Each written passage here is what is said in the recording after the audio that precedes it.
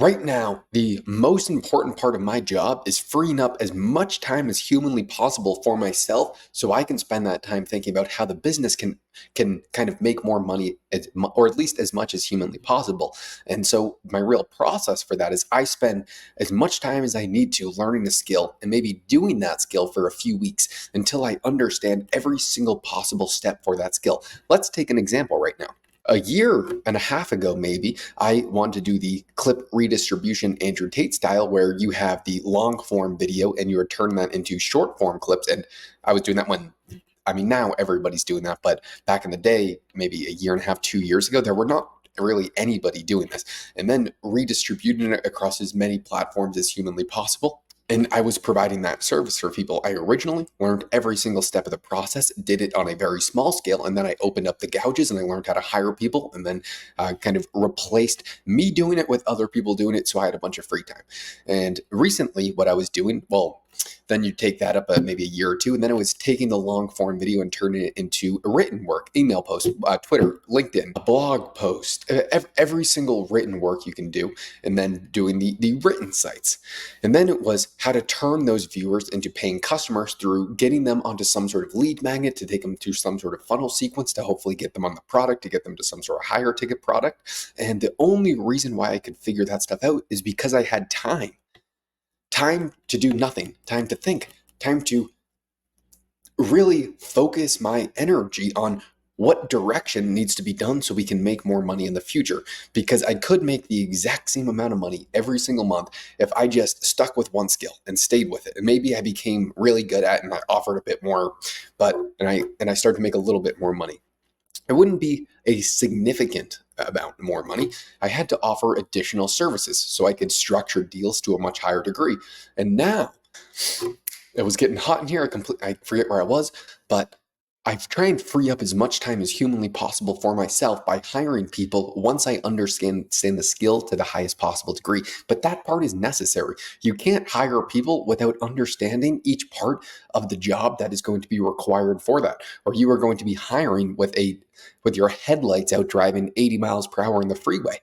You just don't exactly know where you're going. You are burning through a lot of capital without a real clear idea of what's going on. I think a few years down the line, one of my main roles will be to teach people like myself who can do every single skill set. So then I can partner with different businesses that I'm currently doing this, where I'm getting some sort of equity or profit share stake. And then I just put someone like myself into that role and they handle everything. And then if I can do that with 10 different businesses, it makes a lot of sense because then I'm not doing anything. Then I can focus on something else. And every single time I've freed up my time, no pun intended there, I've actually ended up making a lot more money. And that seems so counterintuitive that you think the harder you're working, the more time and effort you're spending on something, the more money you're going to make.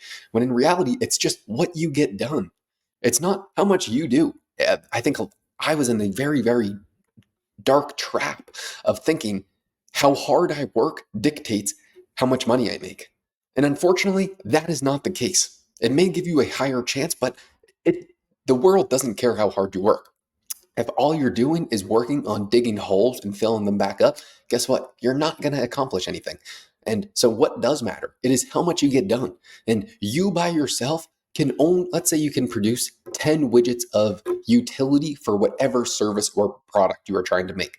And you're the best in the world at it. Well, guess what? If you hire someone to do it, I bet they can do it for maybe 5 widgets of productivity. You could say, okay, well, I do it 50% better or 100% better.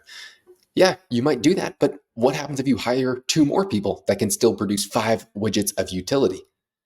Then you're not producing 5 units of utility, you're producing 15. And then what if you can hire 10 people to do it? You're producing 50 widgets, 5 times more than what you alone can do.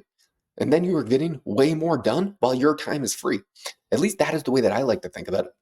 So that I can think and use my time more wisely. Isn't that the goal anyway? To maximize your freedom and your time to the highest possible degree. At least that's my goal. I think there's quite a few key roles there. I mean, it sounds pretty simple when you're saying it, but in theory or in practice, it's a lot more complex because you have to have the skill to do every single thing that you were talking about. So eventually you know how to hire someone. Then you have to know how to hire someone, which is a very challenging task, and then how to manage that person. And then you have to find some sort of new skill. You have to master that skill. You have to hire someone to do that skill. And then you are managing multiple people. And then let's say you build out both of those teams. You have to learn how to hire some sort of additional manager to take care of those two teams while you're thinking about something else, while still managing everything and managing where the direction, keeping everybody motivated to want to work, while still seeing if you have to adapt to any sort of new thing that's going on in any parts of those managerial necessities. For example, let's say there's some sort of new thing that is really, really working. Will you know that for each piece of the puzzle? At least that's for my current job. And what I need to be aware of, I'm sure there's some businesses that that aren't too exciting, which is my dream, to have a very boring business where you're just doing the fundamentals and getting the things that need to get done, and everything runs nice and smoothly and boringly. But I don't know if that's going to be the case.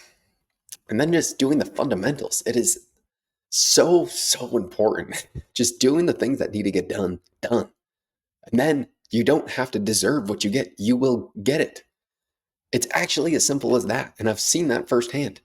When I don't think, because I personally am not working hard, that has no correlation to how much income I'm making. It doesn't matter how hard I work if I'm getting the things done that need to get done. And even if I'm not the one doing it, if they get done, then guess what? I will get the reward, even if I don't deserve it. And that's crazy, because I used to think the only way that you deserve it is if you work super hard. And I still think from a very personal level, I want to work hard. So, because I think the chase is a lot more fun than the reward, or at least the pursuit. For me, that is actually what I think is a lot more entertaining. It is constantly trying to grow, but you don't need to want to try and grow to still get the reward. It's a pretty crazy thing.